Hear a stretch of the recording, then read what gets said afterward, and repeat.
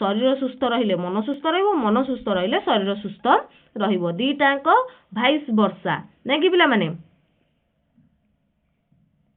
माने सुस्थ शरीर आवश्यकता प्रत्येकंक पाई से मनीष हुंतु पशु हुंतु पक्षी हुंतु उद्भिद हो समस्त सुस्थतार आवश्यकता रही यह निश्चित अनिवार्य जेते कोटिपति लोक हेले मध्य जदि तार शरीर असुस्थ ताहले तार धन सब व्यर्थ तेणु सुस्थ शरीर ही आमर आवश्यकता आ ताकू नेकी आजिर पाठ स्वास्थ्य ही संपद केमिति स्वास्थ्य आमर अमूल्य संपद ताहा आमे देखिबा एठी प्रथमे पढ़िबा पूर्व अनुसंधान और चिंतन रे किछिटा प्रश्न रहिछि पिले माने एटा केवल पिले माने आमर होउछि प्रश्न आमे एइथिरे देइछि जेमति कि आमे देखिबा एठी प्रश्न गुडाक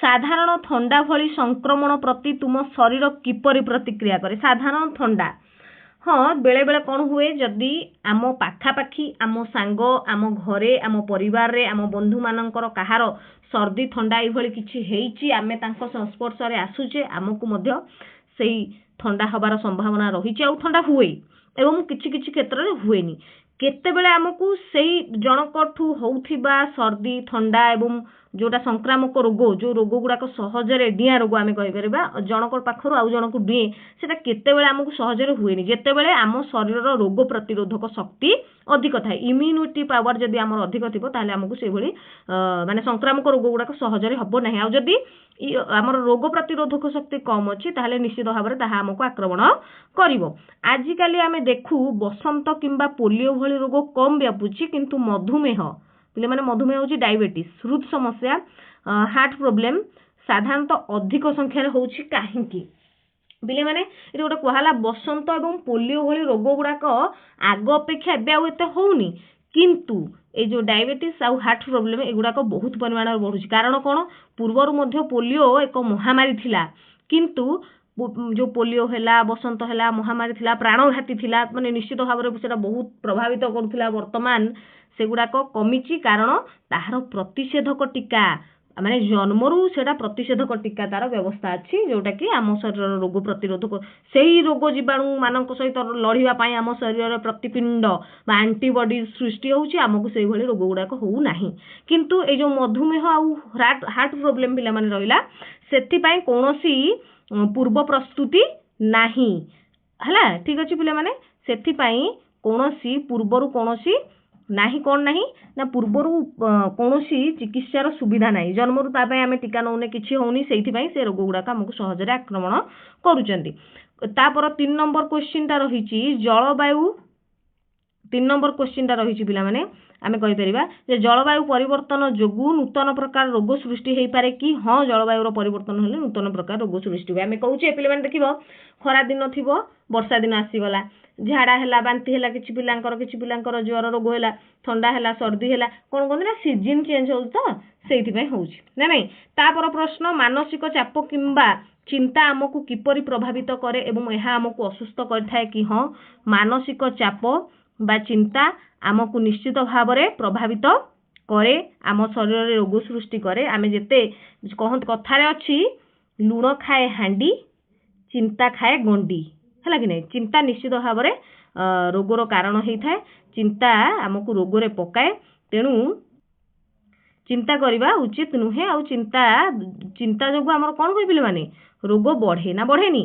चिंता जो आम मान रोग बढ़े तेणु मानसिक चिंता जेते कम हेबो सेते आमे रोग रक्षा पाई परिबा आमको निश्चित भाव में मानसिक चिंता असुस्थ करे रोग व्यापीबा समय निर्दिष्ट गोष्ठी काहींकि अन्य मानक अपेक्षा अधिक प्रभावित होती माने रोग व्यापीबा समय जो माने स्ट्रांग थिबे जो माने सुस्थ सबल थिबे जो मानक रोग प्रतिरोधक शक्ति अधिक थिबो से मानक अपेक्षा अन्य माने अधिक प्रभावित होती कारण से मानक रोग प्रतिरोधक शक्ति कम जदि आमे अनियमित जीवन शैली उत्तम खाद्यर अभाव अधिक चिंताग्रस्त हवा एगुड़ाक जिते बैड हैबिट रहिला खराब गुण जिते भल गुण गुड़ाक आपणेबा आमे सेते सुस्थ रहिबा जिते खराब गुण गुड़ाक आमे आपणेबा निश्चित भाव में आमे रोगग्रस्त हबा एठी देइछि तुमर प्रश्न गुड़िक लेख जिज्ञासार किछिटा प्रश्न एठी पिले माने लेखिया कहिछि एठी एई उत्तर गुड़ाक लेखिया पई कहै जायनि आउ किछिटा प्रश्न आमे तयारी करि परिबा निश्चित आहुरी बहुत प्रश्न हेइ परिबो जोटा तुमे माने तयारी करि परिबो ताले एबे पिले माने आमे देखिबा स्वास्थ्य कोन केवल रोगरे न पड़िबा को बुझाए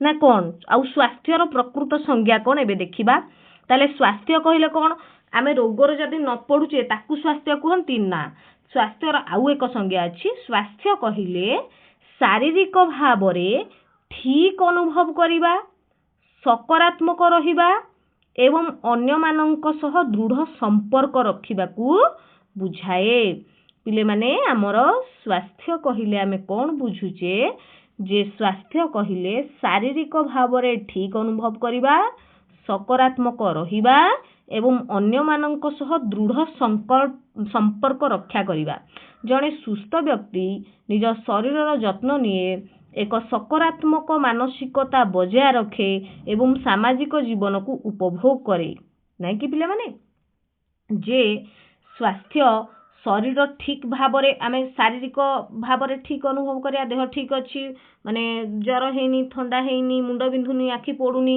ठीक भावरे चली पारुचे बुली पारुचे काम करि पारुचे एवं सकारात्मक सब बेले पॉजिटिव रहिबा नकारात्मक भावना मन एटा हला शारीरिक दृष्टिकोण सकारात्मक रहिबा मानसिक दृष्टिकोण से सब बेले माने मानसिक दृष्टिकोण आमे सब बेले ठीक रहिले मानसिक दृष्टिकोण सब बेले ठीक रहिले काम कोनोसी काम करिया पई मन रे पॉजिटिवनेस आसिला एटा जे सकारात्मक रहिबा अन्य मानक सह दृढ़ संपर्क भला जदि देह बोलाय झाड़ मोर के जाउची मु कोन करी मु जाइबे मु घरे सोउची किंतु जदि ना सब समय रे अन्य मानक सहित उत्तम संपर्क रक्षा करि परिबा एटा भी सुस्थतार लक्षण जणे सुस्थ व्यक्ति निज शरीरर जत्न नियंती सकारात्मक मानसिकता बजाय रखंती एवं सामाजिक जीवन को सामाजिक कार्यकलाप को समाज रे होथुवा विभिन्न कार्यक्रम रे निजको कौन निजर भाग नियंती एवं निज जीवन को उपभोग करती तेणु शारीरिक सुस्थता कहले आमे या बुझे जे शारीरिक भावरे ठीक अनुभव करिबा सकारात्मक रहिबा अन्य मानक सह दृढ़ संपर्क रखिबा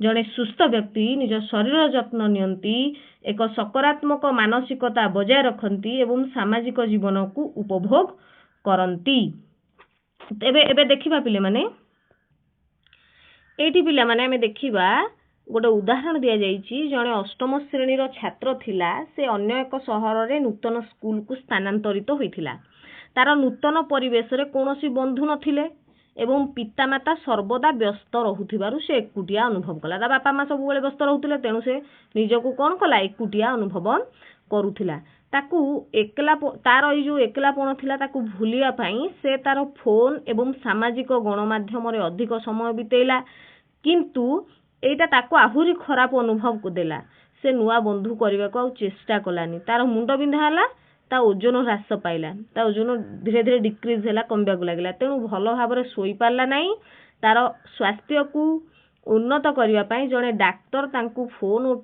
टेलीविजन न देखि सांग मानक सह संपर्क स्थापन करिया पई परामर्श देले अच्छा एठी पिला माने आस चिंता करिबा जे बालकर स्वास्थ्य समस्यार कारण कोन थिला तार अभ्यास एवं पारिपार्श्विक अवस्था किपरि ताकू असुस्थ कला ताले एटा कोन होबो पिला माने कोन हैला ना बालकर स्वास्थ्य समस्यार कारण थिला कोन तार जो पारिपार्श्विक परिवेश एवं जोटा कि ताकू सुहाइलानी तार मानसिक स्वास्थ्य बिगिड़िला तार चिंता रहिला तेणु मानसिक चिंता बढ़िला तेणु तार से असुस्थ हैला एई एकलापण को दूर करिया पई से टेलीविजन एवं मोबाइल फोन अधिक व्यवहार कला ना कि तेणु तार स्वास्थ्य भलो होबा बदल रे आउ टिके बिगिड़िला नेकी जोटा कि ताको असुस्थ करेला तेणु विश्व स्वास्थ्य संगठन पिला माने WHO जहा को आमे हु बोली कहू तार फुल फॉर्म कोन world health organisation world health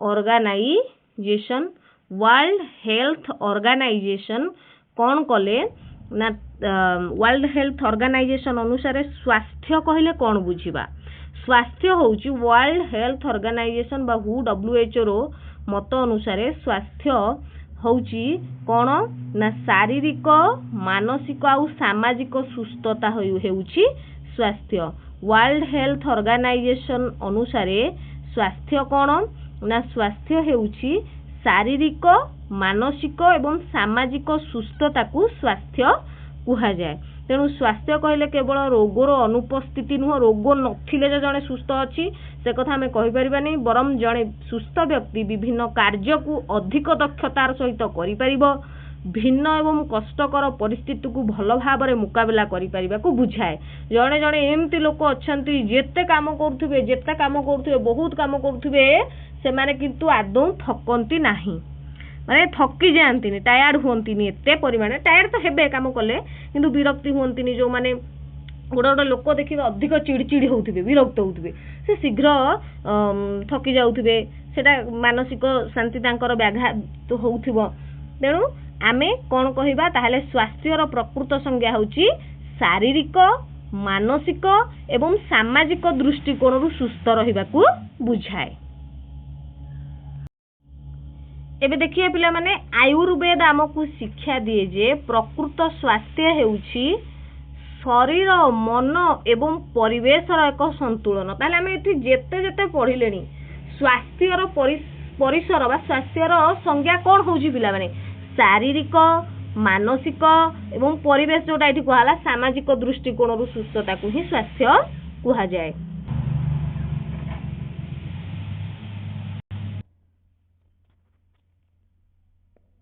तेणु आमे कहि परिबा जे दिनचर्या एवं ऋतुकालीन बा ऋतुचर्या ऋतु अनुसार जेतेबेले जोटा हवा कथा अनुसरण कले संतुलन बजाय रहिबो। व्यक्तिर शरीर गठन पाई उपयुक्त सतेज और सुषम खाद्य खाइबा अत्यंत जरूरी। नियमित व्यायाम परिष्कार परिच्छन्नता नियमित व्यायाम करिबा परिष्कार परिच्छन्न रहिबा एवं गाढ़ निद्रा निदरे शोइबा जदि निद न होउचे आ न शोउचे ताहले भी रोग हबो एवं शांत मन सामग्रिक सुस्थता देई थाए ना पिले माने नियमित व्यायाम करिबा परिष्कार परिच्छन्न रहिबा शोइबा एवं शांत मन सामग्रिक सुस्थता दिए ना नहीं। तेणु सुस्थ रहिबार अर्थ पिले माने कोन करिबा सुस्थ रहिबा पई पुष्टिकर खाद्य खाइबा परिष्कार परिच्छन्नता बजाय रखिबा आउ कोन करिबा परिष्कार परिच्छन्नता बजाय रखिबा परिष्कार स्थान रे वास करिबा बा आम चारि पाख को परिष्कार रखिबा आमे जोठ रहउचे सेटा परिष्कार रखिबा एवं आम चतुर्पार्श्व को परिष्कार परिच्छन्न रखिबा नियमित व्यायाम करिबा व्यायाम गोटे उत्तम अभ्यास योग व्यायाम प्राणायाम एगुडा को प्रतिदिन आपणेबा उचित ठीक समय रे सोइबा ठीक समय रे उठिबा ठीक निद्रा जीवा सोइबा माने पूरा निश्चिंत रे सोइबा आउ सोइबा माने पंडा भलिया नुहे सकाळु संध्या जाय सोइथिबा संध्या रु सकाळ जाय खाइ पी कि सोउथिबा खाली ना जेतिकी सोइबा उचित 6 ରୁ 8 घंटा सोइबा परिवार एवं बंधु मानक सहित समय अतिबाहित करिबा फोन को छाड़िबा नै कि फोन को छाड़िबा परिवार बंधु बांधव मानक सहित समय कटेइबा फोन को टिके कम व्यवहार करिबा फोन व्यवहार करिबा तो पाठ केमती पढ़िबा पाठ समय रे पाठ पढ़िबा आ अन्य समय रे फोन अजथा व्यवहार करिबा नाही शॉर्ट्स देखिबानी रील्स देखिबानी हला। अच्छा ठीक अछि एवं कोन करिबा ना सकारात्मक मनोभाव सब बेले पॉजिटिव माइंड रे रहिबा प्रत्येक रोगर प्रतिकार पाई एकाधिक व्यवस्था दिया जाइछि। अच्छा ऋतु परिवर्तन समय रे जलवायु एवं आम मानकर आहार जो खाद्य खाउचे शरीर दोष समूह जेमती कि बात पित्त कफ एगुड़ाक शरीर रे रोग सृष्टि करती बात पित्त कफ पिले माने एगुड़ाक समस्त शरीर अछंती किंतु जदि तार मात्रा बढ़ुची बा कमुची तेबे आमे रोगग्रस्त होउचे तेणु एगुड़ाक नियंत्रित अवस्था रे रहिबा उचित। अतएव जेउ औषधटी खाइले शरीर बात पित्त कफ दोष मानकर समता आसे सेही औषध रे शरीर रोग मुक्त हबो। तेबे एठी गोटे प्रश्न आसे सुस्थ रहिबा पई आमे कोन करिबा सुस्थ रहिबा पई आमे कोन करिबा को को सब भलो अभ्यास गुडा को आपणैबा ना सुषम खाद्य खाइबा कोन करिया पिले माने सुषम खाद्य खाइबा कोन करिबा सुषम खाद्य खाइबा निजको परिष्कार रखिबा एवं व्यक्तिगत परिच्छन्नता बजाय रखिबा आउ सुषम खाद्य खाउचे नियमित व्यायाम करूचे प्रतिदिन किछि समय आराम करिबा किंबा ध्यान करिबा पई समय बाहर करिबा ता छडा आउ कोन करि परिबा ना निजर परिवेश को परिच्छन्न रखिबा ନାଇଁ କି ଭଲ ସମୟରେ ଯେମିତିକି ଭଲ ସମୟର ସଦୁପଯୋଗ କରିବା ହେଲା, ମାନସିକ ଶାନ୍ତି ପାଇଁ ପରିବାର ଲୋକମାନଙ୍କ ସହିତ କିଛି ସମୟ କଟାଇବା, ମୋବାଇଲର ବ୍ୟବହାର କମ୍ କରିବା, ନାଇଁ କି। ଆଚ୍ଛା, ଆଉ କ'ଣ କରିପାରିବା ପିଲାମାନେ, ଯେ ମୋବାଇଲ ଫୋନ୍, ଏଠି ଅଛି ମୋବାଇଲ ଫୋନ୍ କିମ୍ବା ଅନ୍ୟାନ୍ୟ ଡିଜିଟାଲ ପରଦାର ଅତ୍ୟଧିକ ସମୟ ବିତାଇବା ନାହିଁ। ଆଚ୍ଛା, ଆଉ କ'ଣ କରିବା, ଯୋଉଟା ଭଲ ନୁହେଁ ଆମ ପାଇଁ, ଆମ ଶରୀର ପାଇଁ, ଆମ ସ୍ୱାସ୍ଥ୍ୟ ପାଇଁ ଯୋଉଟା ଭଲ ନୁହେଁ ସେଗୁଡ଼ା ହେଉଛି କ'ଣ କ'ଣ ନା ମୋବାଇଲ ଫୋନ୍ କିମ୍ବା ଅନ୍ୟାନ୍ୟ ଡିଜିଟାଲ ପରଦାରେ ଅତ୍ୟଧିକ ସମୟ ବିତେଇବା। ତେଣୁ ଏଗୁଡ଼ା କରିବା କି ଆମେ ନା କରିବାନି। ପ୍ରତିଦିନ ଫାଷ୍ଟ ଫୁଡ୍ ଏବଂ ଅନ୍ୟାନ୍ୟ ଜଙ୍କ ଫୁଡ୍, ଚାଉମିନ, ରୋଲ ଆଉ କ'ଣ କ'ଣ ସବୁ ଅଛି ଯେ ସେଗୁଡ଼ା ଖାଇବା ନା ଖାଇବାନି, ଖାଇବା ନାହିଁ। ବହୁତ ଡେରିରେ ଶୋଇବା କିମ୍ବା ପର୍ଯ୍ୟାପ୍ତ ନିଦ ନ ହେବା, ଡେରିରେ ଫୋନ୍ ଦେଖି ଦେଖି ରିଲ୍ସ ଦେଖି ଦେଖି ରାତି 2ଟାରେ ଶୋଇବା, ସେମିତି କରିବା କି ନା, ଡେରିରେ ଶୋଇବାନି, ଅଧିକ ଡେରିରେ ଶୋଇବାନି। ଡେରିରେ ଶୋଉଛେ ଆମ ନିଦ କମ୍ପ୍ଲିଟ୍ ହେଉନି, ଆମକୁ ଉଠିବାକୁ ପଡ଼ୁଛି, ଟ୍ୟୁସନ୍ ଯିବାର ଅଛି, ସ୍କୁଲ ଯିବାର ଅଛି, ତେଣୁ ଉଠିବାକୁ ପଡ଼ୁଛି ନା। ଠିକ୍ ସମୟରେ ଶୋଇବା, ପର୍ଯ୍ୟାପ୍ତ ନିଦ ଯେମିତି ହୁଏ। ଖାଦ୍ୟ ଛାଡ଼ିବା, ଯେମିତିକି ବିଶେଷ କରି ସକାଳ ଜଳଖିଆ, ମନେକର ଶୋଇଛେ ଉଠିଲା ବେଳକୁ 9ଟା ବାଜିଲା, 9ଟା 10ଟା ବାଜିଲା, ଆଉ ତୁମେ ସକାଳ ଜଳଖିଆ ବ୍ରେକଫାଷ୍ଟ କରିବ କ'ଣ, ସିଧା ଖାଦ୍ୟ ଖାଇବ, ତେଣୁ ସେମିତି କରିବା ଉଚିତ ନୁହେଁ। ଆମ ଶରୀର ଏବଂ ମନର ଯତ୍ନ ନେବା ନିହାତି ଆବଶ୍ୟକ। ସୁସ୍ଥ ଅଭ୍ୟାସ ସୁସ୍ଥ ଶରୀର ସହ ମନକୁ ମଧ୍ୟ ସୁସ୍ଥ ରଖେ। ଗୋଟେ ଭଲ କଥାରେ କୁହାଗଲା ପିଲାମାନେ ଯେ ସୁସ୍ଥ ଅଭ୍ୟାସ, ଆମର ଗୁଡ୍ ହ୍ୟାବିଟ୍ ଗୁଡ଼ାକ, ଆମର ଭଲ ଅଭ୍ୟାସ ଗୁଡ଼ାକ ଶରୀରକୁ ସୁସ୍ଥ କରିବା ସହିତ ଆମର ମନକୁ ମଧ୍ୟ ସୁସ୍ଥ କରେ। ଏଇଠୁ ପିଲାମାନେ ଆମେ ଜାଣିଲେ ଆମେ କ'ଣ କରିବା ନା ସୁଷମ ଖାଦ୍ୟ ଖାଇବା, ଶାରୀରିକ ଦୃଷ୍ଟିରୁ ସବୁବେଳେ ସକ୍ରିୟ ରହିବା, କାର୍ଯ୍ୟକ୍ଷମ କରିବା, ଦୌଡ଼ାଦୌଡ଼ି କରିବା, ଧୂମପାନ ଆଉ ମଦ୍ୟପାନ ଠାରୁ ଦୂରେଇ ରହିବା, ମାନସିକ ଚାପ ପରିଚାଳନା କରିବା, ମାନସିକ ଶାନ୍ତି ଯେମିତି ବଜାୟ ରହେ ସେଥିପ୍ରତି ଦୃଷ୍ଟି ଦେବା। ଆଉ କ'ଣ କରିବା, ଯଥେଷ୍ଟ ସମୟ ନିଦ୍ରା ଯିବା, ମାନେ ଶୋଇବା, ତାହେଲେ ଯାଇକି ଆମେ ଫିଟ୍ ଆଉ ଫାଇନ୍ ରହିପାରିବା। ଏକ ସୁସ୍ଥ ଜୀବନଶୈଳୀ ବଜାୟ ରଖିବା ପାଇଁ ଉପାୟ ଗୁଡ଼ାକ କ'ଣ କଲେ ଆମେ ଏକ ସୁସ୍ଥ ଜୀବନଶୈଳୀ ଅତିବାହିତ କରିପାରିବା, କ'ଣ କରିବା, ପ୍ରଚୁର ଫଳ, ପନିପରିବା ଏବଂ ଶସ୍ୟ ଜାତୀୟ ସନ୍ତୁଳିତ ଖାଦ୍ୟ ଖାଇବା, ପ୍ରକ୍ରିୟାକୃତ ଚର୍ବିଯୁକ୍ତ କିମ୍ବା ଚିନିଯୁକ୍ତ ଖାଦ୍ୟ ଓ ପାନୀୟ ପରିହାର କରିବା, ସେଗୁଡ଼ାକ ଖାଇବାନି। ଚିନି କମ୍ ଖାଇବା, ପ୍ରୋସେସ୍ଡ ଖାଦ୍ୟ ଗୁଡ଼ାକ କମ୍ ଖାଇବା, ପ୍ୟାକେଟ୍ ଫୁଡ୍ କମ୍ ଖାଇବା, ସେଗୁଡ଼ା ଖାଇବାନି। ଚର୍ବିଯୁକ୍ତ ଖାଦ୍ୟ କମ୍ ଖାଇବା, ଯେମିତିକି ଯେଉଁଗୁଡ଼ାକ ରହିଲା ଆମର ମୃଦୁ ପାନୀୟ, ଥଣ୍ଡା, କୋଲ୍ଡ ଡ୍ରିଙ୍କସ୍, ଆଇସ୍କ୍ରିମ୍, ଏଗୁଡ଼ାକୁ କମ୍ପ୍ଲିଟଲି ବନ୍ଦ କରିବା, ଛାଡ଼ିବା। ବାହାରେ ଖେଳିବା, ଚାଲିବା, ଦୌଡ଼ିବା, ସାଇକେଲ ଚଲେଇବା କିମ୍ବା ବ୍ୟାୟାମ କରି ଶାରୀରିକ ଭାବରେ ଫିଟ୍ ଆଉ ଫାଇନ୍ ରହିବା। ଫୋନ୍ ଟେଲିଭିଜନ ଦେଖିବା ସମୟ କମ୍ କରିବା, ପ୍ରକୃତି ସହିତ ଅଧିକ ସମୟ ବିତେଇବା, ଗଛ ଲଗେଇବା, ଗଛରେ ପାଣି ଦେବା, ଗଛର ଯତ୍ନ ନେବା।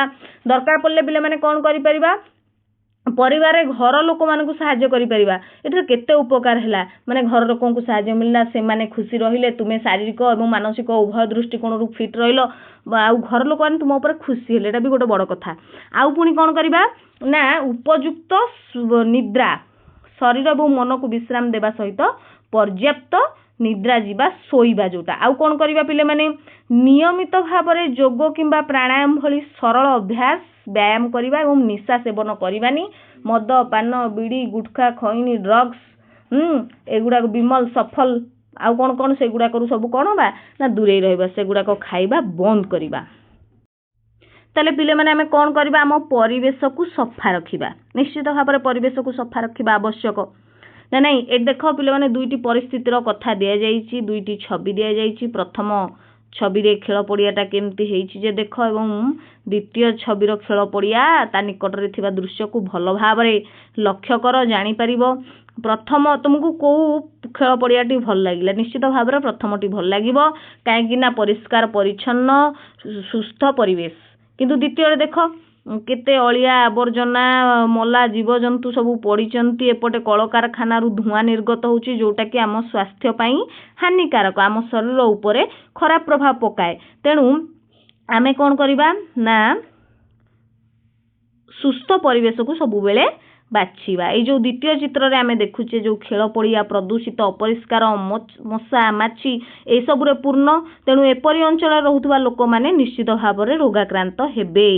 ଭଲ ଅଭ୍ୟାସ ଗ୍ରହଣ କରିବା ଏବଂ ସୁସ୍ଥ ଜୀବନଶୈଳୀ ପାଳନ ସହିତ ଆମେ ନିଜକୁ ଏବଂ ଆମର ଚାରିପାଖକୁ ପରିଷ୍କାର ରଖିବା ହେଲା। ଆଉ କ'ଣ କରିବା, ଯେଉଁ ଦ୍ୱିତୀୟରେ ଆମେ ଦେଖିଲେ ପ୍ରଥମଟି ପରିବେଶ ଅତ୍ୟନ୍ତ ସୁନ୍ଦର ଏବଂ ସ୍ୱାସ୍ଥ୍ୟକର। ଦ୍ୱିତୀୟରେ କିନ୍ତୁ କ'ଣ ହେଉଛି, ଏଠି ଏହି ସ୍ଥାନରେ ପ୍ରଶ୍ୱାସ ନେବାକୁ କଷ୍ଟ ଅନୁଭବ ହେବ। ଆଉ ଏଇ ଅଞ୍ଚଳରେ ବହୁତ ସମୟ ରହିଲେ ଆମେ ମଧ୍ୟ ରୋଗଗ୍ରସ୍ତ ହେବା, କାରଣ ସ୍ୱଚ୍ଛ ବାୟୁ ଏବଂ ଜଳ ଆମ ସ୍ୱାସ୍ଥ୍ୟ ପାଇଁ ଗୁରୁତ୍ୱପୂର୍ଣ୍ଣ। ସହର ଗୁଡ଼ିକରେ ଯାନବାହନ ଏବଂ କାରଖାନା ଦ୍ୱାରା ହେଉଥିବା ବାୟୁ ପ୍ରଦୂଷଣ କାଶ କିମ୍ବା ଶ୍ୱାସ ରୋଗ ଭଳି ସମସ୍ୟା ସୃଷ୍ଟି କରିପାରେ।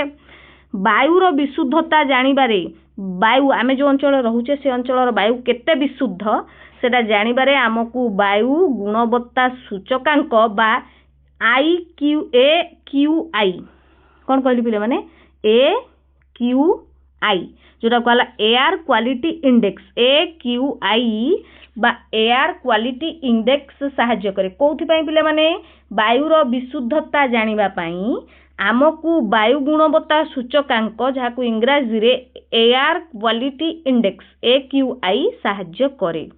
ଏକ ପରିଷ୍କାର ପରିବେଶ ଆମକୁ ସୁସ୍ଥ ରଖିବା ସହ ଉତ୍ତମ ଅନୁଭବ ଦେଇଥାଏ। କିନ୍ତୁ ସ୍ୱାସ୍ଥ୍ୟ କେବଳ ଶରୀରରେ ସୀମିତ ନାହିଁ, ଆମେ ପଢ଼ିଛେ ଶାରୀରିକ ମାନସିକ ଏବଂ ସାମାଜିକ ଦୃଷ୍ଟିକୋଣରୁ ସୁସ୍ଥତା ହିଁ ପ୍ରକୃତ ସ୍ୱାସ୍ଥ୍ୟ। ତେଣୁ ଶାରୀରିକ ଦୃଷ୍ଟିକୋଣକୁ କେବଳ ଦେଖିଲେ ହେବନି, ଏହା ଆମର ଭାବନା ଏବଂ ସମ୍ପର୍କ ସହ ଜଡ଼ିତ। ଯଦିଓ ଆମେ ଖାଦ୍ୟ ଖାଉ ଏବଂ ପରିଷ୍କାର ସ୍ଥାନରେ ରହୁ, ତଥାପି ଯଦି ଆମେ ଏକାକୀ ରହିବା କିମ୍ବା ସବୁବେଳେ ବିରକ୍ତି ଅନୁଭବ କରିବା, ଚିଡ଼ଚିଡ଼ ହେବା, ତେବେ ଆମେ ଖୁସି ରହିପାରିବା ନାହିଁ। ବନ୍ଧୁ ଏବଂ ପରିବାର ସହିତ ସମୟ ବିତାଇବା, ହସିବା ଏବଂ ମଜା କଥାବାର୍ତ୍ତା କରିବା ଆମ ମନକୁ ସୁସ୍ଥ ରଖିବାରେ ସାହାଯ୍ୟ କରେ।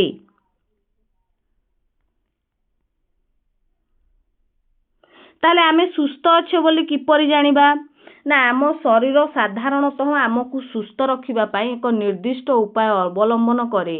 ଯେତେବେଳେ ଆମେ ଅସୁସ୍ଥ ଅନୁଭବ କରୁ, ତା ମାନେ ଆମ ଶରୀର ଭିତରେ କିଛି ବ୍ୟତିକ୍ରମ ଦେଖାଦେଇଛି।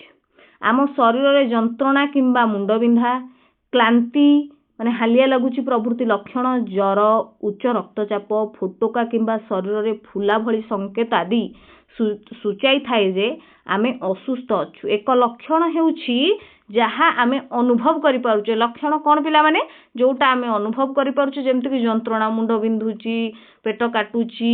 ଏବଂ ଅନ୍ୟଟି ହେଉଛି ସଂକେତ, କୋଉଟା ଲାଲ ଦାଗ ହେଇଗଲା, ଫୋଟକା ହେଇଗଲା, ଦେଖାଯାଇପାରେ କିମ୍ବା ମାପ କରାଯାଇପାରେ। ଯେପରି ଶରୀରରେ ଜ୍ୱର ଅଛି, ଆମେ ଥର୍ମୋମିଟରରେ ମାପିଦେଲେ ଜାଣିଲେ ଜ୍ୱର ଅଛି। ଏଗୁଡ଼ିକ ଡାକ୍ତରମାନଙ୍କୁ ବୁଝିବାରେ ସାହାଯ୍ୟ କରେ ଯେ ଆମେ କାହିଁକି ଅସୁସ୍ଥ ହୋଇଛୁ। ତାହେଲେ ଏବେ ଦେଖିବା ରୋଗ, ତାର କାରଣ ଏବଂ ତାର ପ୍ରକାର ଭେଦ। ରୋଗ ହେଉଛି ଏକ ଅବସ୍ଥା ଯାହା ଶରୀର କିମ୍ବା ମନର ସାଧାରଣ କାର୍ଯ୍ୟକୁ ପ୍ରଭାବିତ କରେ। ରୋଗ କ'ଣ ପିଲାମାନେ, ରୋଗ ହେଉଛି ଏକ ଅବସ୍ଥା ଯୋଉଟା କି ଶରୀର କିମ୍ବା ମନର ସାଧାରଣ କାର୍ଯ୍ୟକୁ ପ୍ରଭାବିତ କରେ। ଯେତେବେଳେ ଗୋଟିଏ ବା ଏକାଧିକ ଅଙ୍ଗ କିମ୍ବା ଅଙ୍ଗ ସଂସ୍ଥା ଠିକ୍ ଭାବରେ କାର୍ଯ୍ୟ କରିବା ବନ୍ଦ କରିଦିଅନ୍ତି, ଗୋଟେ ଅଙ୍ଗ ବା ଗୋଟେ ଅଙ୍ଗ ସଂସ୍ଥା ଠିକ୍ ଭାବରେ କାମ କରିପାରୁନାହାନ୍ତି, ସେତେବେଳେ ଏମିତି ହୁଏ। କିଛି ରୋଗ ଅଛନ୍ତି ଯୋଉଗୁଡ଼ା କି ଭୂତାଣୁ, କୃମି କିମ୍ବା ଆଦି ପ୍ରାଣୀ କବକ ଭଳି ଅଣୁଜୀବ, ଏକକୋଷୀ ଅଣୁଜୀବ ଯେଉଁମାନେ ବୀଜାଣୁ, ଭୂତାଣୁ, କୃମି କିମ୍ବା ଆଦି ପ୍ରାଣୀ କବକ ଭଳି ଅଣୁଜୀବମାନଙ୍କ ଦ୍ୱାରା ହୁଏ। ଏହି ରୋଗ ସୃଷ୍ଟି କରୁଥିବା ଜୀବମାନଙ୍କୁ ରୋଗକାରକ ବା ରୋଗାଣୁ ଅଣୁଜୀବ ବା ବ୍ୟାଧି ଜାତକ, ଯୋଉଟାକି ଇଂରାଜୀରେ କୁହାଗଲା ପାଥୋଜେନ୍ କୁହାଯାଏ। ତାହେଲେ ରୋଗକାରକ ଅଣୁଜୀବ ବା ବ୍ୟାଧି ଜାତକ ବା ପାଥୋଜେନ୍ସ କହିଲେ କ'ଣ ବୁଝିବା ନା, ରୋଗ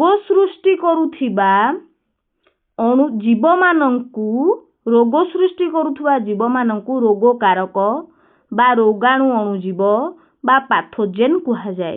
ଅନ୍ୟ ରୋଗ ଗୁଡ଼ିକ ସଂକ୍ରମିତ ଖାଦ୍ୟ, ଆଉ କିଛି ରୋଗ ଅଛି ଯୋଉଗୁଡ଼ା କି ସଂକ୍ରମିତ ଖାଦ୍ୟ କିମ୍ବା ପୁଷ୍ଟିହୀନତା କିମ୍ବା ଅସ୍ୱାସ୍ଥ୍ୟକର ଜୀବନଶୈଳୀରୁ ହେଇପାରେ। କିଛି ରୋଗ ଅଛନ୍ତି ଯୋଉମାନେ ଆମେ ଯଦି କୌଣସି ଖାଦ୍ୟ ପ୍ରଦୂଷିତ ହେଇଛି ସେଇଭଳି ଖାଦ୍ୟ ଖାଇଲେ ରୋଗ ହେଇପାରେ।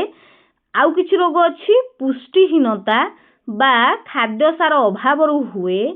ଏବଂ ଆଉ କିଛି ରୋଗ ଅଛି ଆମର ଯୋଉ ଅନିୟନ୍ତ୍ରିତ ଜୀବନଶୈଳୀ, ମାନେ ଉଠୁଛି ଶୋଉଛି ରାତି 2ଟାରେ, ଉଠୁଛି ଦିନ 10ଟାରେ ହେଲା, आउ कौन करुच्ची दिन जाक बसिकी फोन केंचुची ताहले कौन होउची एटा जीवन शैली आमर नियंत्रित नहीं जीवन शैली आमर बालांस कि नहीं असंतुलित जीवन शैली तेणु एथिरु मध्य रोग सृष्टि हेई पारे किछि रोग अल्प समय पई शरीर रही थाए एवं अन्य केतेक रोग शरीर रे दीर्घ समय पई रहंती लंबा समय पई रहंती एथिपाई आमे कौन करिबा नियमित चिकित्सा किंबा जत्न आवश्यक हुए रोग गुडी को सेमानकर कारण तांकर व्यापीबार पद्धति आधार दुई भाग करा जाए कौन कौन हेले ना गोटे होची संक्रामक रोग आ गोटे होची अणसंक्रामक रोग हैला जोटा अणसंक्रामक रोग सेडा डिया रोग नुहे किछि रोग जेपरि कि श्वास रोग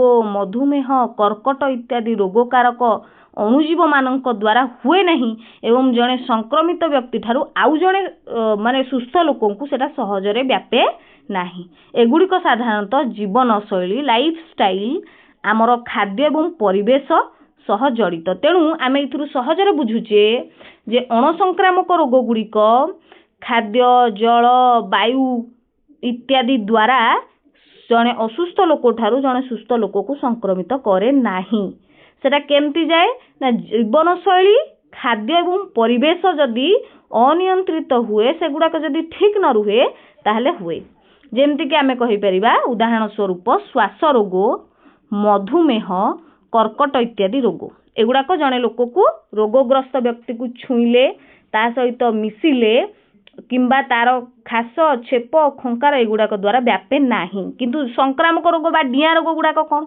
ना रोगकारक अणुजीव द्वारा हेउथिबा रोग गुड़िकु संक्रामक रोग कुहा जाए एगुड़िक जड़े व्यक्ति ठारू अन्य व्यक्ति को व्यापी पारे संक्रामक रोगर किछि उदाहरण होउछि कोन संक्रामक रोग गुड़ाक आम एमती कहि परिबा जड़े रोगग्रस्त व्यक्ति ठारू जड़े सुस्थ लोक को खाद्य जल वायु प्रत्यक्ष संस्पर्श संक्रमित छुंची बा सिरिंज कीट पतंग इत्यादि माध्यम रे व्यापे संक्रामक रोग गुड़ाक डिया रोग गुड़ाक उदाहरण टाइफॉइड डेंगू फ्लू बा ठंडा मिलीमिला कोविड-19 जेमती हमर व्यापीथिला नाही जनकठू आउ जनक एटा होछि संक्रामक रोग अणसंक्रामक रोग गुड़ाक अलगा सेटा सहजरे आउ जनक ठारू आउ जनकू व्यापे नाही बा डिए नाही ठीक अछि पिले माने बाग को बढ़िबा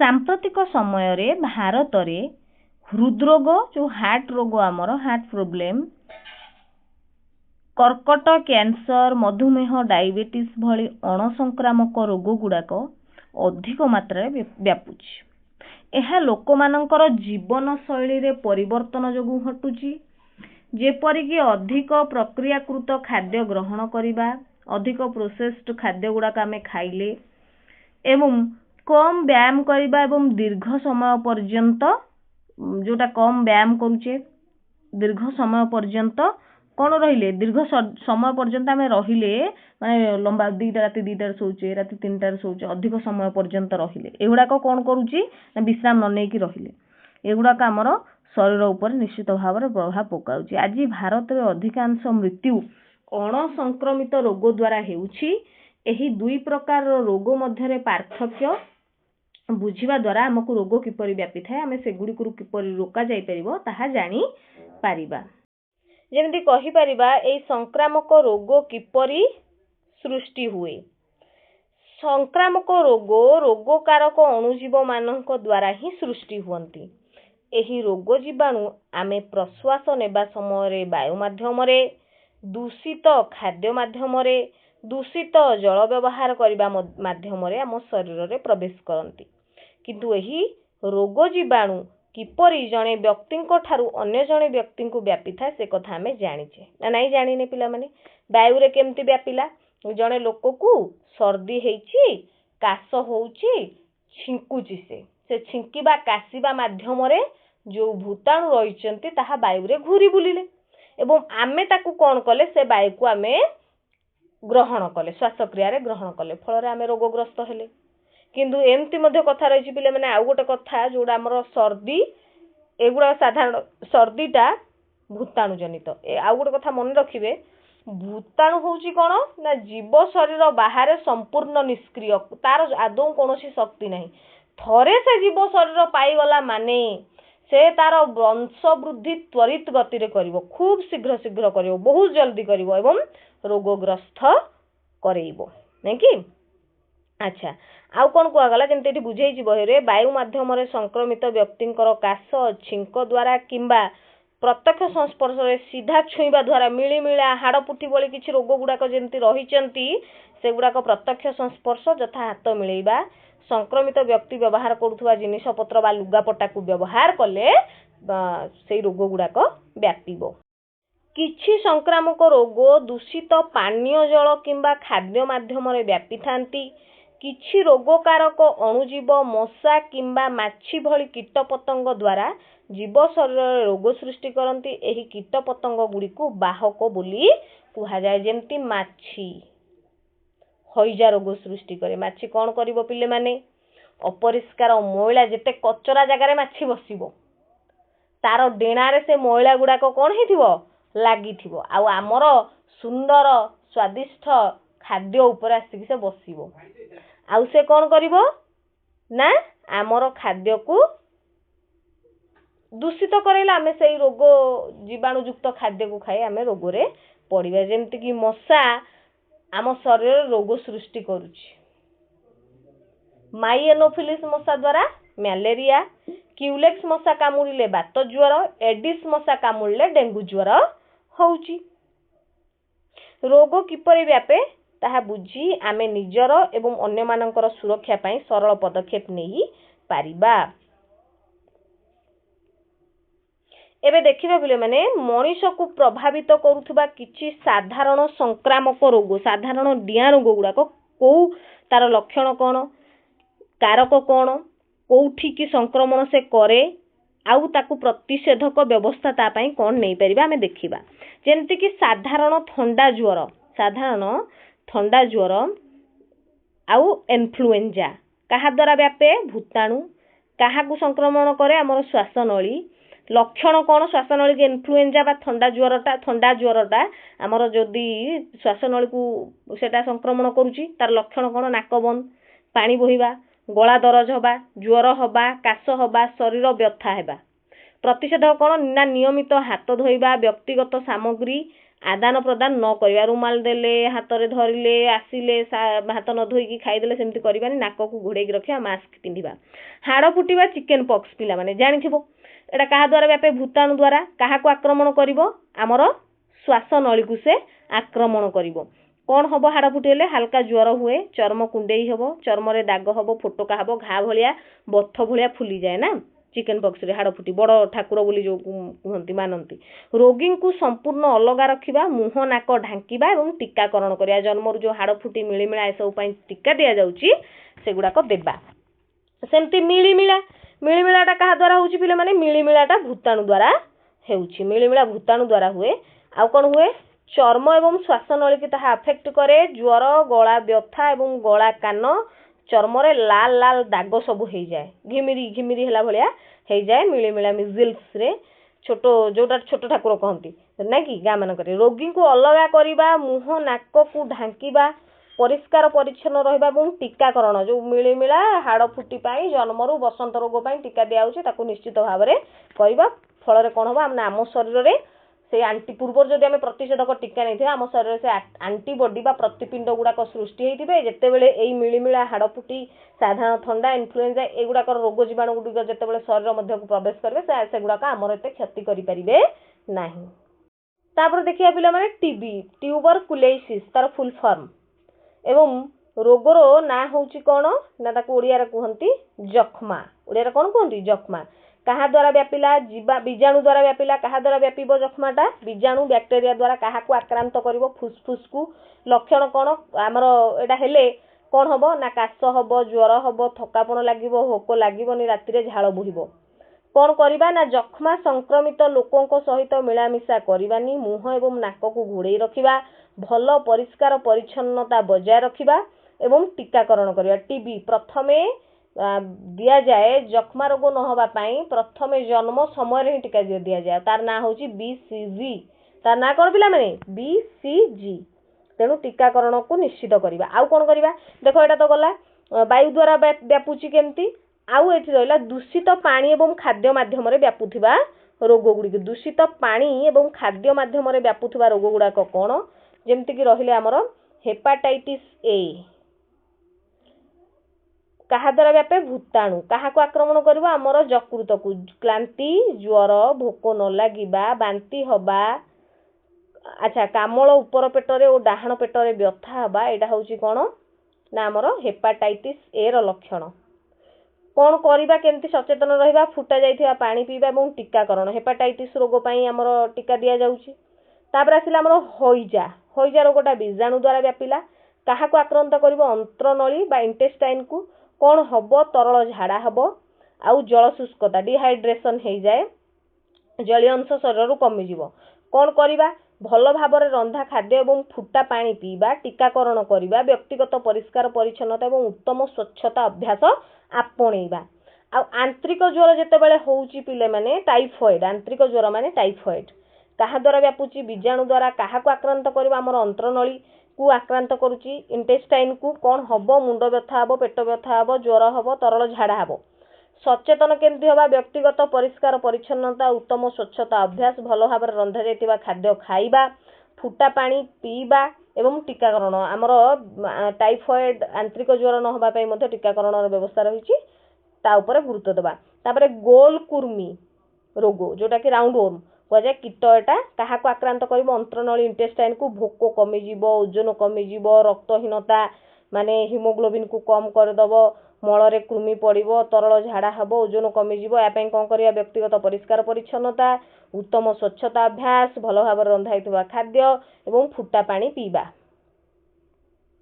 ବର୍ତ୍ତମାନ ଦେଖିବା ପିଲାମାନେ କୀଟ ପତଙ୍ଗ ଦ୍ୱାରା ସଂକ୍ରମିତ ରୋଗ ଗୁଡ଼ାକ। କୀଟ ପତଙ୍ଗମାନଙ୍କ ଦ୍ୱାରା କେଉଁ ରୋଗ ଗୁଡ଼ାକ ସଂକ୍ରମିତ ହେଉଛି? ଯେମିତିକି ମ୍ୟାଲେରିଆ ଆଦି ପ୍ରାଣୀ ବା ପ୍ରୋଟୋଜୋଆ ଦ୍ୱାରା ହେଉଛି। ତାହା କାହା ଉପରେ ପ୍ରଭାବ ପକାଉଛି? ନା ଚର୍ମ ଏବଂ ରକ୍ତ ଉପରେ। ପ୍ରବଳ ମ୍ୟାଲେରିଆ ହେଲେ ପ୍ରବଳ ଜ୍ୱର, ପ୍ରଚୁର ଝାଳ ବୋହିବ, ସମୟ ସମୟ ଥଣ୍ଡା ଲାଗିବ। କ'ଣ କରିବା?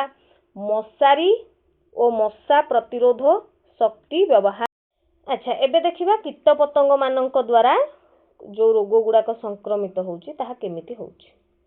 ଯେମିତିକି ମ୍ୟାଲେରିଆ ଆଦି ପ୍ରାଣୀ ପ୍ରୋଟୋଜୋଆ ଦ୍ୱାରା ବ୍ୟାପୁଛି। ତାହା କାହାକୁ ଆମର ଶରୀରର କେଉଁ ଅଂଶକୁ ଆକ୍ରମଣ କରୁଛି? ଚର୍ମ ଏବଂ ରକ୍ତ। ପ୍ରବଳ ଜ୍ୱର ହୁଏ। ଲକ୍ଷଣ କ'ଣ? ଝାଳ ବୋହେ ଏବଂ ବେଳେବେଳେ ଥଣ୍ଡା ବି ଲାଗେ। ମଶାରୀ ଟାଣିବା, ମଶା ପ୍ରତିରୋଧ ଔଷଧ ବ୍ୟବହାର କରିବା, ଲମ୍ବା ଲମ୍ବା ହାତବାଲା ପୋଷାକ, ଯେମିତି ପୁରା ଦେହକୁ ଢାଙ୍କି ପାରିଲା ଭଳିଆ ପୋଷାକ ପିନ୍ଧିବା, ଘର ଭିତରେ ଏବଂ ବାହାରେ ମଶାମାନଙ୍କର ବଂଶ ବୃଦ୍ଧିକୁ ନିୟନ୍ତ୍ରଣ କରିବା, ଆମର ପରିବେଶଟାକୁ ପରିଷ୍କାର ପରିଚ୍ଛନ୍ନ ରହିବା, ଯେମିତି କୌଣସି ଜାଗାରେ ପାଣି ଜମି ନ ରୁହେ। ପାଣି ଜମିଲେ ସେଥିରେ ମଶା ମାଛି ହେବେ, ତେଣୁ ସେଥିପ୍ରତି ଦୃଷ୍ଟି ଦେବା।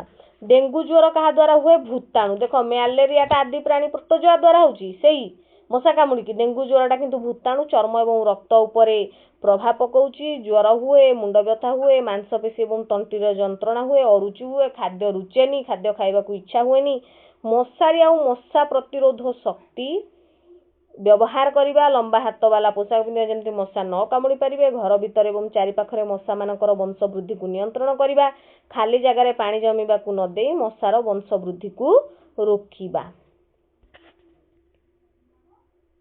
ତାହେଲେ ଆମେ ଏଥିରୁ ଜାଣିପାରିଲେ ପିଲାମାନେ, ଏଇ ଯେଉଁ ଏତେ କଥା ଦେଖିଲେ ସେଇଥିରୁ କମନ୍ ଜିନିଷ କ'ଣ ଜାଣିଲେ? ଯେ ଆମେ ସବୁବେଳେ କ'ଣ କରିବା? ନିଜକୁ ଏବଂ ଆମର ଆଖପାଖକୁ ସଫା ରଖିବା, ପରିଷ୍କାର ପରିଚ୍ଛନ୍ନ ରଖିବା, ପ୍ରତିଦିନ ପରିଷ୍କାର ପରିଚ୍ଛନ୍ନତା ଅଭ୍ୟାସକୁ ଆପଣେଇବା, ରୋଗ ଜୀବାଣୁମାନଙ୍କୁ ଦୂର କରିବା ପାଇଁ ସାବୁନ ଏବଂ ପାଣିରେ ହାତ ଧୋଇବା, କାଶିବା କିମ୍ବା ଛିଙ୍କିବା ସମୟରେ ଆମର ମୁହଁ ଏବଂ ନାକକୁ ଘୋଡ଼ାଇ ରଖିବା, ଭିଡ଼ ସ୍ଥାନରେ ମାସ୍କ ପିନ୍ଧିବା, ସୁରକ୍ଷିତ ରହିବା। ତଉଲିଆ ଏବଂ ରୁମାଲ ଭଳି ବ୍ୟକ୍ତିଗତ ଜିନିଷଗୁଡ଼ିକୁ ଅନ୍ୟ କାହାକୁ ବ୍ୟବହାର କରିବାକୁ ଦେବା ନାହିଁ, ଆଦୌ ଦେବାନି ସେଗୁଡ଼ାକ। ଆମ ଘର, ଖାଦ୍ୟ ଏବଂ ପାଣିକୁ ପରିଷ୍କାର ରଖିବା। ଆମେ ଅସୁସ୍ଥ ସମୟରେ ଘରେ ରହିବା, ବିଶ୍ରାମ ନେବା ଦ୍ୱାରା ଆମର ଶରୀର ସୁସ୍ଥ ରହିବା ସହିତ ଅନ୍ୟମାନଙ୍କୁ ସେ ରୋଗ ଗୁଡ଼ାକ ବ୍ୟାପିବ ନାହିଁ।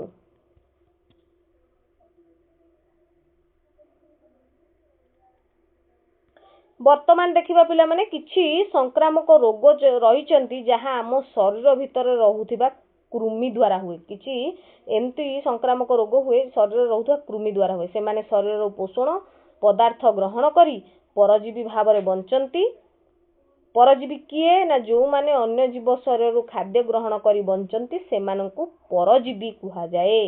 ଏହି କୃମି ଗୁଡ଼ିକ ଦୂଷିତ ଖାଦ୍ୟ, ଜଳ, ମାଟି କିମ୍ବା ସଂକ୍ରମିତ ଲୋକ ଆଉ ପକ୍ଷୀଙ୍କ ସଂସ୍ପର୍ଶ ଦ୍ୱାରା ବ୍ୟାପିଥାଏ।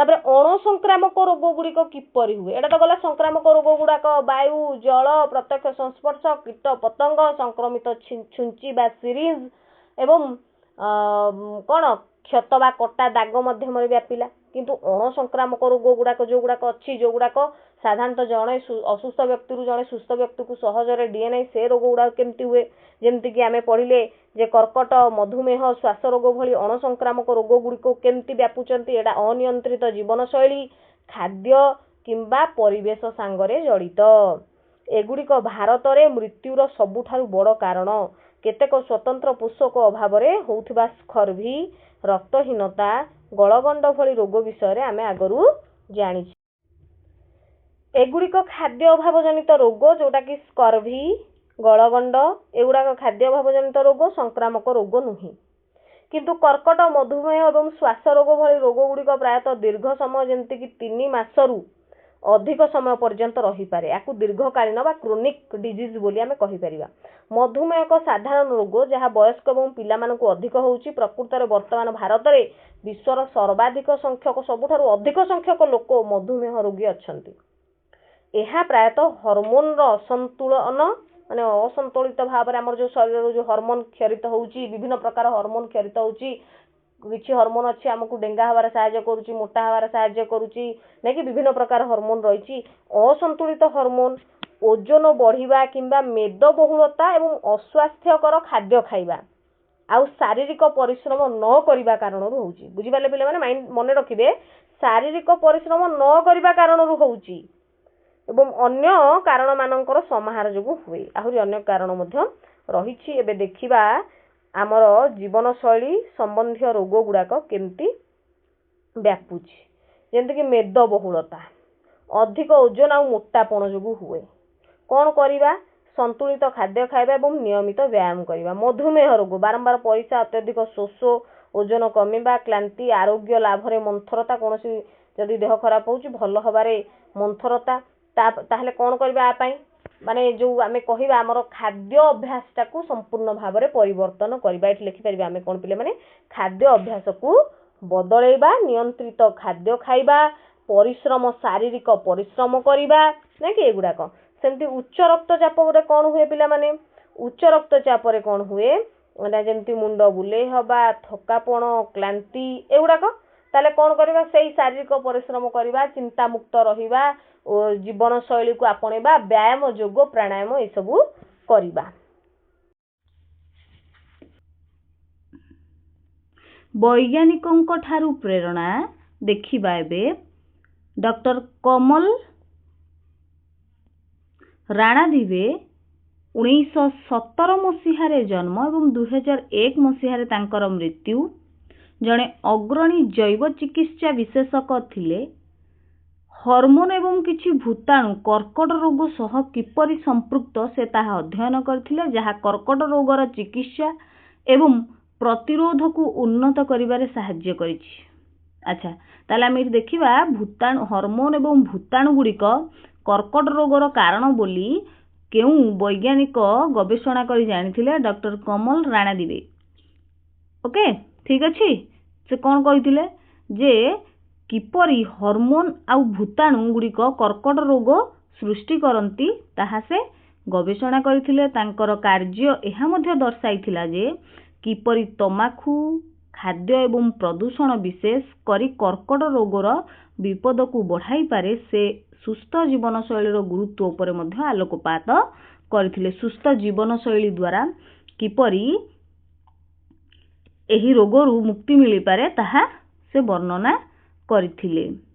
रोग को किपरि प्रतिरोध करिबा एवं नियंत्रण करिवो हुए तो चिकित्सा टारू प्रतिषेधक भल जोटा को कुहा जाए prevention is better than cure माने हमरो आमे पूर्वरु सचेतन रहिबा से रोग प्रति प्रस्तुत रहिबा हमरो माने रोग आसीबा पूर्वरु आमे सचेतन हबा सेति में कुहा जाए prevention is better than cure रोग रे पड़ी भल हबा ठारू से रोग आदौ न हबाटा ही भल नै कि ओडिशा रे गोष्ठी नेतृत्वाधीन परिमल अभियान जे ओडिशा रो देखिबा केमती भद्रक जिल्लार गोटे गोष्ठी परिमल अभियान अधिक लोकंकु शौचालय निर्माण एवं व्यवहार करिबारे साहाय्य करिथिला, जोटा कि खोला स्थान रे खोला जगह रे मलत्याग करंती लोक माने सेटा को यथेष्ट ह्रास करी तरल झाड़ा एवं संक्रमण घटना एवं शिशु स्वास्थ्य उन्नति आनिथिला। एही निर्दिष्ट अध्ययन द्वारा आमे आमर परिमल व्यवस्था किपरि उन्नत हेबो आउ ताहार सरल पदक्षेप गुड़िक संक्रामक रोग प्रसार को बहु परिमाण रे ह्रास करि परिबो। नै कि परिमल व्यवस्थाटा जदि ठीक रहिला ताहले आमे रोगरु रक्षा पाई पारिबा। लोक जदि एणे तेणे झाड़ा फेरिबे नै कि मलत्याग करिवे तेबे निश्चित भाव रे ताहा महामारी रूप नेबो। तेणु स्वास्थ्य को आउ परिष्कार परिच्छन्नता को प्राथमिकता दिया जाए।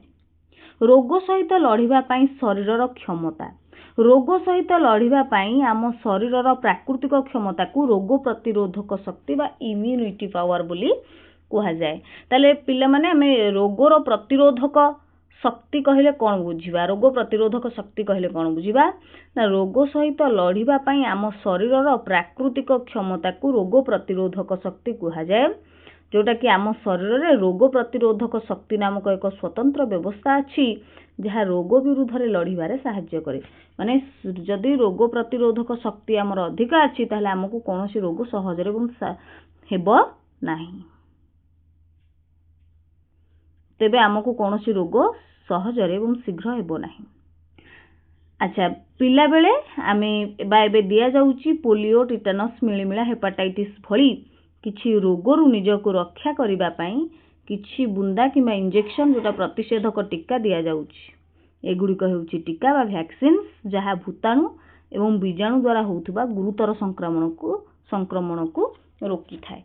माने जन्म समय रे जेतेबेले छोट छुआ थांती जन्मर मासे 2 मास 3 मास जन्म समय रे विभिन्न प्रकार टीका दिया जाए पिला मानंकु। पोलियो, टिटानस, मिलिमिला, हेपाटाइटिस, जखमा, बसंत,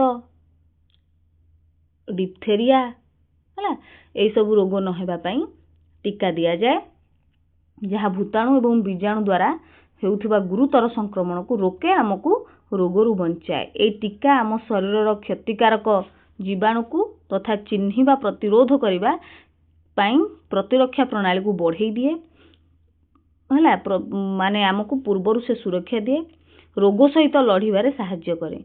एक रोग प्रतिरोधक शक्ति किंबा टीकार संस्पर्श रे आसीबा परे विकसित होइथिबा प्रतिरोधक शक्ति को अर्जित प्रतिरक्षा शक्ति बा एक्वायर्ड इम्यूनिटी कहा जाए। अर्जित प्रतिरक्षा शक्ति कहले कौन ना एक रोग प्रतिरोधक शक्ति किंबा टीका नेबा द्वारा आम शरीर रे परे जो प्रतिरोधक शक्ति आम शरीर रे परे एक प्रतिरोधक शक्ति सृष्टि हुए, जहाँकि आम शरीर को आसुथिबा रोगकारक जीवाणु मानकु नाश करिदी। आकु अर्जित प्रतिरोधक शक्ति कहा जाए। अर्जित प्रतिरोधक शक्ति आम ताकु अर्जन कले कौन करिकि ना टीका नेकी। दुर्बल किंबा मृत रोगकारक अणुजीव जेमति कि भूताणु एवं बीजाणु किंबा निष्क्रिय और अणक्षतिकारक रोगकारक अणुजीवर अंशरु विभिन्न उपाय रे टीका तैयारी करा जाई पारिबो। केमती टीका तैयारी करा जिवो ना दुर्बल बा मृत रोगकारक अणुजीव जेमति भूताणु एवं बीजाणु किंबा निष्क्रिय एवं अणक्षतिकारक रोगकारक अणुजीवर अंशरु टीका तैयारी करा जाए।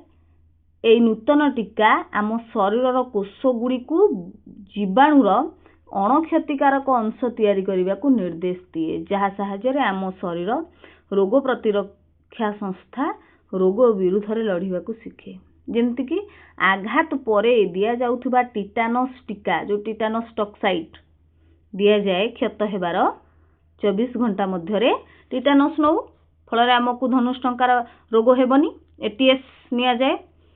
अच्छा, से कौन करे ना जीवाणु द्वारा आउ टिटानस टॉक्साइड निया हुए माने जेतले आमे छोटो थिले नैचे धनुष्टंका रोग भविष्य न हवा पई जीवाणु द्वारा संक्रमण रक्षा करे। एथिरे एक निष्क्रिय जीवाणु प्रतिषेधक थाए जोटा रोग सृष्टि न करी प्रतिरक्षा प्रणाली को सुरक्षा प्रदान करे।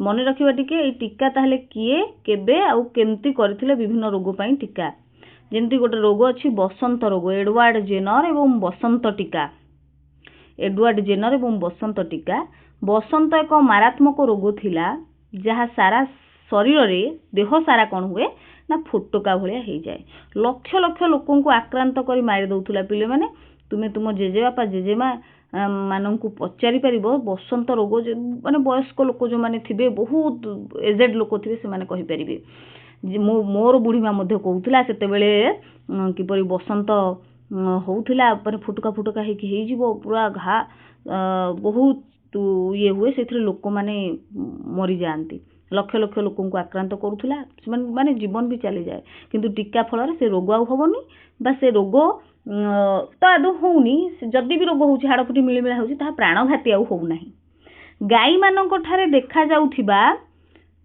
गो बसंत नामक रोग अपेक्षाकृत कम मारात्मक रोग मध्य मनुष्य को संक्रमित हेई पारे 1710 दशक शेष आड़क इंग्राजी डाक्टर केते 1700 मसीह तार शेष आड़क जड़े इंग्राजी डाक्टर एडवर्ड जेनर बसंत रोगर टीका आविष्कार करथिले जो माने गो बसंत रोगर आक्रांत होउथिले से मानको बसंत हुएनी कुहा जाए विश्वास करा जाए जेमती पिले माने जानिथिबो जाहाको थरे हाड़ फुटी गला ताको हाड़ फुटी हुएनी एमती कुहंती विश्वास अछि जे जो माने गो बसंत रोगरे आक्रांत होइथिले से मानको बसंत हुएनी यही प्रथम टीका उद्भावन करिवार मार्ग देखैथिला एवं लोकन को बसंत रु रक्षा करथिला एते कथा नै हमें बुझिले जे बसंत रोगर टीका एडवर्ड जेनर आविष्कार करथिले हमर वैज्ञानिक ऐतिह्य आधुनिक टीकाकरण पूर्वरु भारत रे बसंत रोगरु रक्षा पाइबा पई प्रतिरोध सृष्टिकारी भेरियोलेशन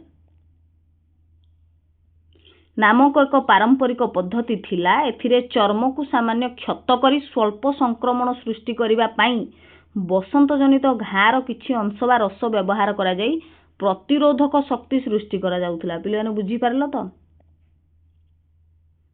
कोन करा होउथिला ना एटा बुझे दउची टिके आधुनिक टीकाकरण पूर्वरु वर्तमान जो मॉडर्न आधुनिक टीकाकरण करा गला ता पूर्वरु भारत रे बसंत रोग रक्षा पाइबा पाई प्रतिरोध सृष्टिकारी भेरियोलेशन नामक एक पारंपरिक पद्धति थिला से पद्धतिटा कोन ना सेथरे कोन करा जिवो चर्म को सामान्य टिके खंडिया कर दिया जिवो अल्प संक्रमण सृष्टि करिबा पई हम पढिले ना गो बसंत जा कहिथो ताको बसंत रोग हबनी अल्प संक्रमण सृष्टि करिया चर्म गुटे खंडिया कर दे कि संक्रमण सृष्टि करिया पई रोग सेई गो बसंत रोगटा हबा पई बसंत जनित घार किछि अंश बा रस व्यवहार करा जाई प्रतिरोधक शक्ति सृष्टि करा जाउथिला एई पद्धति प्रयोग करथुवा लोकन को टीका दाता कहउथिला एटा जे करूथिले तांको कहउथिला टीका दाता विज्ञानी भली चिंता करो जेनर देखिले जे गो बसंत हेउथिबा गोपालक माननकु बसंत रोग हेलानी कारण गो बसंत भूताणु मनीष भूताणु दुईटी प्राय एका भली गो बसंत भूताणु आ मनीष रे जो बसंत भूताणु रहिछि सेटा प्राय एका भली तेनु सेटा आउ कोन काटू कोलानी अर्थात जहा को गो बसंत हेछि ताको आउ बसंत रोग होउ नाही जहा को गो बसंत रोग हेछि ताको आउ बसंत रोग होउनी अनुमान करिवा गो बसंत फोटोकारे थिबा रस लोकन को बसंत रु रक्षा करि परिबो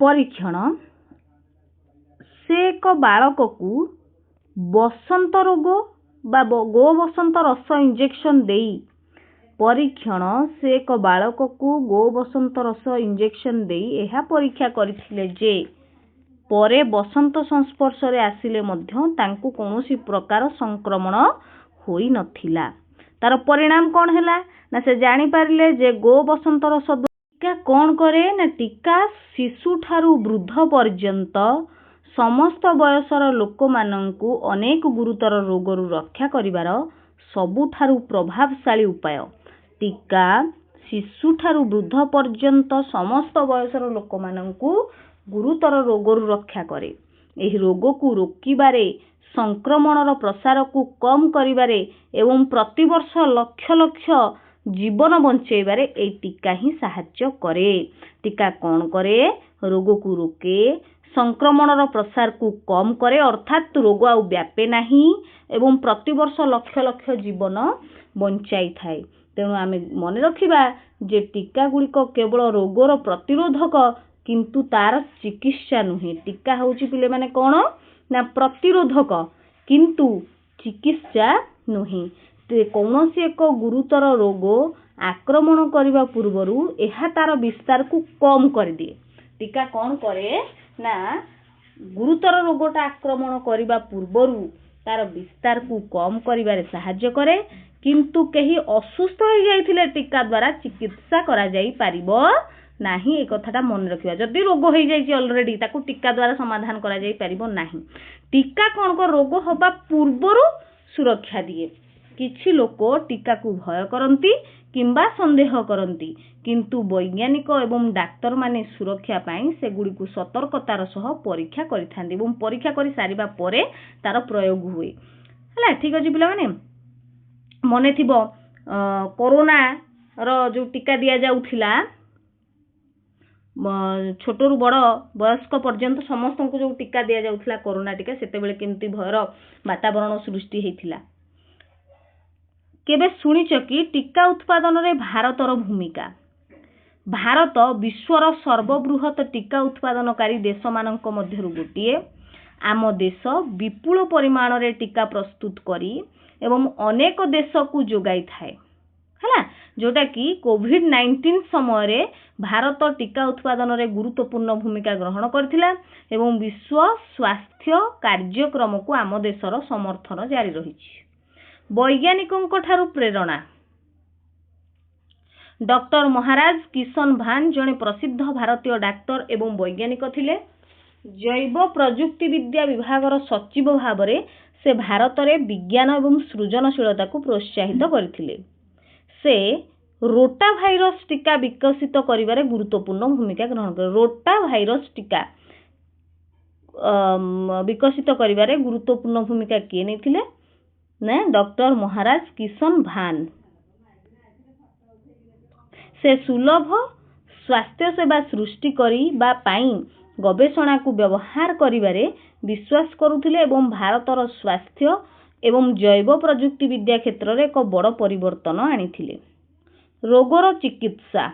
ଯଦି ଆମର ପ୍ରତିରକ୍ଷା ପ୍ରଣାଳୀ ଆମକୁ ଏକ ସଂକ୍ରାମକ ରୋଗ ବିରୁଦ୍ଧରେ ସୁରକ୍ଷା ଦେବାରେ ବିଫଳ ହେଉଛି, ଯଦି ଆମର ରୋଗ ପ୍ରତିରୋଧକ ଶକ୍ତି ଆମକୁ ସଂକ୍ରାମକ ରୋଗରୁ ରକ୍ଷା କରିପାରୁନାହିଁ, ତେବେ ଆମେ ଅସୁସ୍ଥ ହୋଇପଡ଼ୁ ଏବଂ ଡାକ୍ତରଙ୍କ ପାଖକୁ ଯିବାକୁ ପଡ଼େ। ଡାକ୍ତର ଆମକୁ ପ୍ରତିଜୀବକ ବା ଆଣ୍ଟିବାୟୋଟିକ୍ ନାମକ ଔଷଧ ଦେଇପାରନ୍ତି ଯାହା ରୋଗ ସୃଷ୍ଟି କରୁଥିବା ବୀଜାଣୁକୁ ମାରିଦିଏ। ଆଣ୍ଟିବାୟୋଟିକ୍ ଦିଆଯାଏ।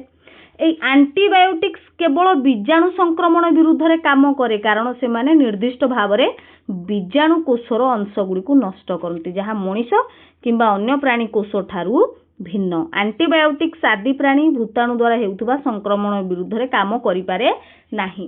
ଏ ଯେଉଁ ଆଣ୍ଟିବାୟୋଟିକ୍ସ ଇଏ କ'ଣ କରେ? ଆଦି ପ୍ରାଣୀ ଏବଂ ଭୂତାଣୁ ଦ୍ୱାରା ହେଉଥିବା ସଂକ୍ରମଣରୁ ରକ୍ଷା କରିପାରେ ନାହିଁ, କେବଳ ବୀଜାଣୁ ସଂକ୍ରମଣ ବିରୁଦ୍ଧରେ କାମ କରି ଆମକୁ ରକ୍ଷା করে। প্রথম আবিষ্কৃত প্রতিজীবক তার না হচ্ছে পেনিসিলিন। পেনিসিলিন লন্ডনর জনে বীজাণুবিদ আলেকজান্ডার ফ্লেমিংଙ୍କ দ্বারা 1928 মସିହାରେ আবিষ্କାର করা যাইଥିଲା। মানে প্রথম আবিষ্কৃত হইଥିବା ପ୍ରତିଜୀବକ ପିଲାମାନେ ପ୍ରତିଜୀବକ ମାନେ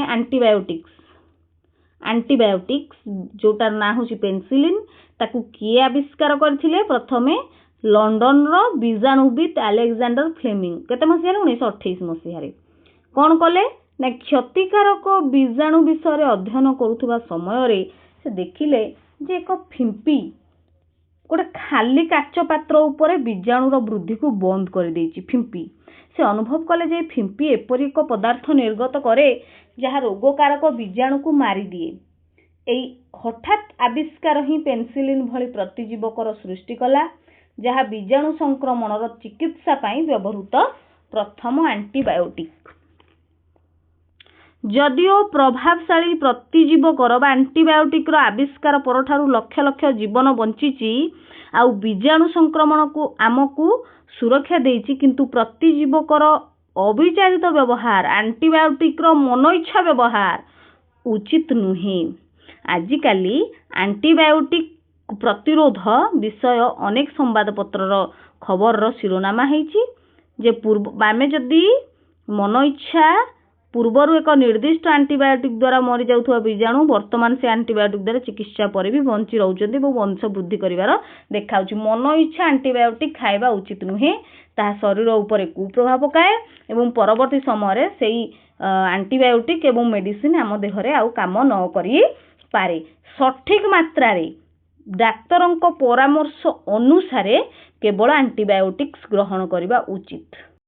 तेबे आमे एही सिद्धांत रे पहुँचिले जे एंटीबायोटिक रो व्यवहार किपरि करिबा ना एंटीबायोटिक प्रतिरोध समस्यार मुकाबला पाई केवल योग्य एवं अनुभूति संपन्न डाक्तरंकर परामर्श अनुसार उपयुक्त समय रे उपयुक्त मात्रा रे एंटीबायोटिक व्यवहार करिबा।